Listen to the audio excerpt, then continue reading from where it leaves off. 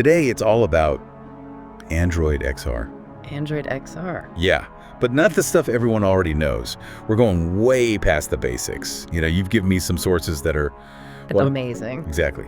Honestly, it's not just for gaming anymore. Right. This tech is going to change, well, everything. How we work live, even how we see the world, I think. Totally agree. And the speed of change in this field, it's mind-blowing. It really is. And what's got me really excited, it's how Android XR is becoming, well, less about apps, more a whole ecosystem. Yeah, driven by AI, the cloud, and new devices. Exactly. Speaking of AI, one source goes deep on Google's Gemini. This AI that gets text, images, even video all at the same time.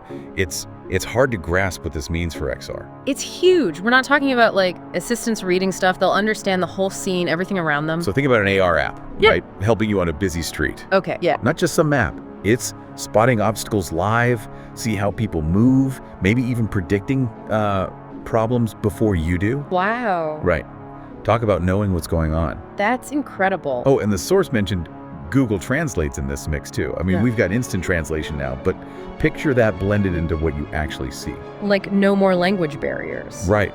Almost like that Babelfish from Hitchhiker's Guide, only way less weird. No implants. Good. But think about it. It's not just being convenient. It's global communication instantly. Travel, learning, even could change diplomacy. Huge. Definitely. From these sources, it seems Google's going all in on this whole integrated approach, right? They're using everything. Google Cloud for the hard work, Google Lens to recognize things. Then obviously their Pixel phones, they're built for AR. Yeah, that integration is key. It's not about individual apps, it's making everything work together smoothly.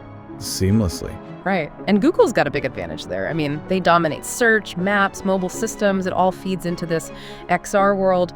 They're way ahead in making these immersive connected experiences. One source actually compared Google's, what was it? Core. Yes, R-Core to Apple's R-Kit. It's interesting how they're both approaching this. Apple, like usual, they're keeping things closed, tight control. Google seems to want it more open, working on any platform. And that open way, that could be huge. It could attract way more developers, and that drives innovation, right? Totally. Like how Android being open made it the top mobile system. Exactly. It's fascinating to watch this battle. The winner, it could change XR forever. But okay, let's get specific. Games, obviously, that's getting tons of attention. Immersive gaming, the possibilities, especially with the AI adding in, it's almost limitless. Think about a strategy game. The battlefield changes with your living room or an RPG. Those characters react to how you're feeling using facial recognition. Wow. That was unthinkable just a few years ago. And it's not just games, right? The source talks about education. Forget those boring textbooks. Students go on virtual trips to ancient Rome or dissect a frog.